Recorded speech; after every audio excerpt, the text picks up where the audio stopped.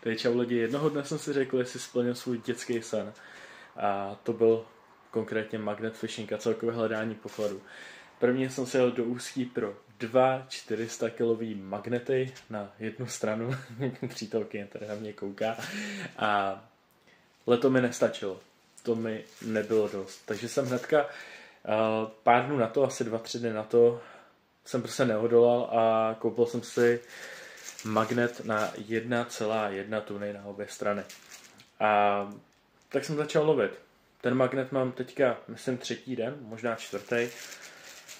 Mám ho fakt chvilku, byl jsem na pár lovech, ale za tu dobu krátkou jsem opravdu nelenil a můžete se těšit na skvělý video, který teďka z toho sestříhám, se skvělýma úlovkama a věřte mi, bude to stát za to a počkejte si hlavně do konce, protože tam střihnu tu největší bombu, možná doslova.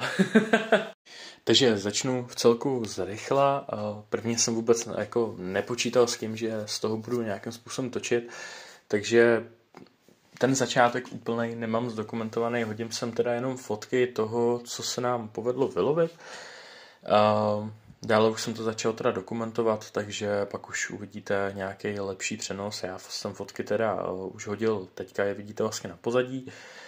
Přičemž jak bude průběh toho videa postupovat, tak budu házet všechny důležité informace, jako kterým magnetem jsem lovil a tak dále. Vždycky to bude někde hozený buď nahoře nebo dole, ale někde vlastně v těch místech, abyste to viděli. Takže čau lidi, doufám, že to video bude v pohodě, strašně se mi to seká, nevím proč, s hezkým telefonem. Každopádně rozhodl jsem se, že budu dokumentovat takovou minisérii ohledně magnet fishingu a je to vlastně content, který spousta lidí by mohl bavit a vůbec nikdo ho nedělá. Momentálně se nacházíme v Teplicích, kde jsem měl pracovní schůzky, tedy se vlastně vracím z práce. Už je docela pozdě, už je teda 20:06, ale já jsem takový noční pták, to znamená, pro mě to pozdě není a teďka vlastně momentálně jedeme z Teplic, jedeme do Velvět, což po radě s chatem GPT by mohla být zajímavá lukrativní lokalita právě tady v tom okolí.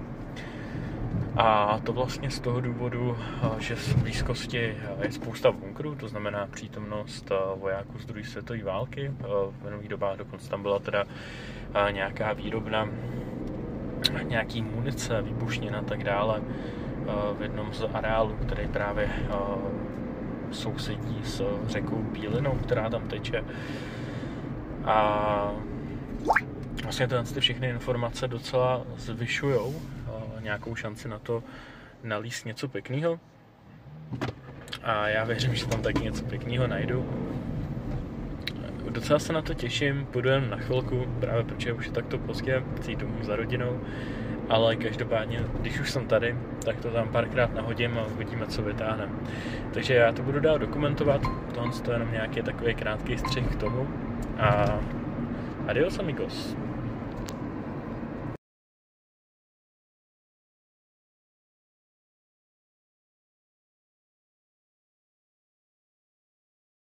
Takže tady vlastně přišla paní, kterou to velice zajímalo, takže se s náma chvilku zaházela. Následně vlastně i s jejím přítelem jsme tahli další úlovek a nebudu do toho více kecat. Nic s nima není. Dobrý.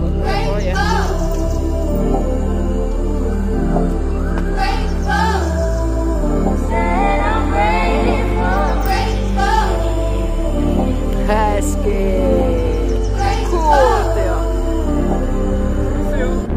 Jak jste frajeři. Grateful for all the things I've seen. Grateful for all the souls blessing. Ain't gonna stop, no way, no how. Grateful, yeah, I'm grateful. Grateful, yeah, I'm grateful. Oh Lord. Grateful, yeah, I'm grateful. I'm grateful. I got no reason to be. Takže zdravím lidi, teďka jsme byli s mojí přítelkyní v Čelákovicích na slepém ramenu Labe.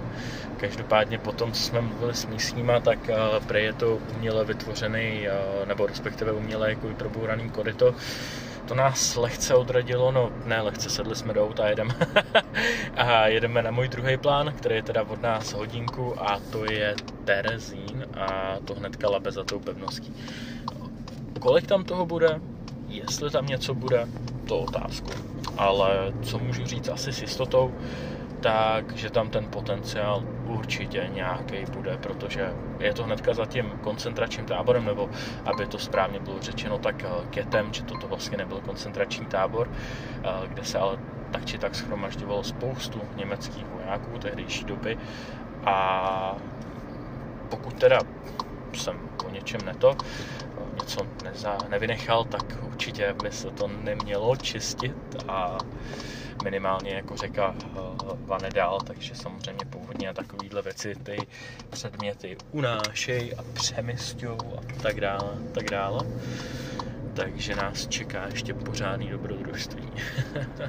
Co jsme chytili, to hodíme potom.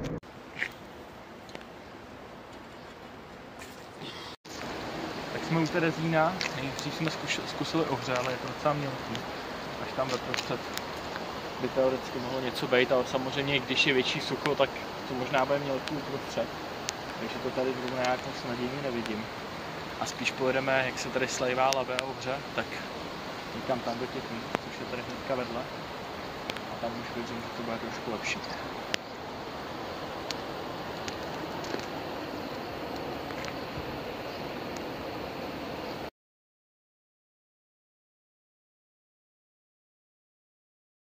Tak zdravím přátelé, já jsem se teďka vrátil před chviličkou z našeho dalšího lovu a konečně, nebo nechci to úplně oslavovat, na druhou stranu, jestli to tam bylo, vytáhnout se to mělo, je dobře, že je to venku, aspoň tak já to beru.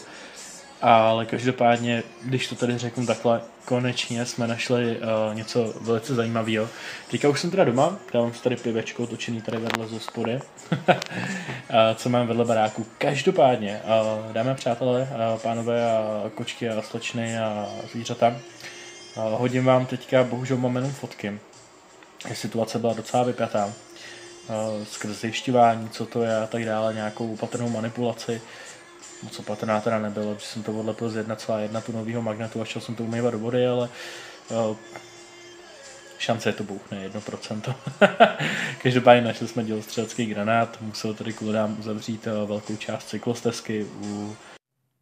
Kvůli nálezu dělostřeleckého granátu, který plaval ve Vltavě, policisté preventivně uzavřeli vltavskou cyklostezku. Pyrotechnik ho následně odvezl na bezpečné místo, kde bude zlikvidován. Provoz na stezce byl po zásahu znovu obnoven.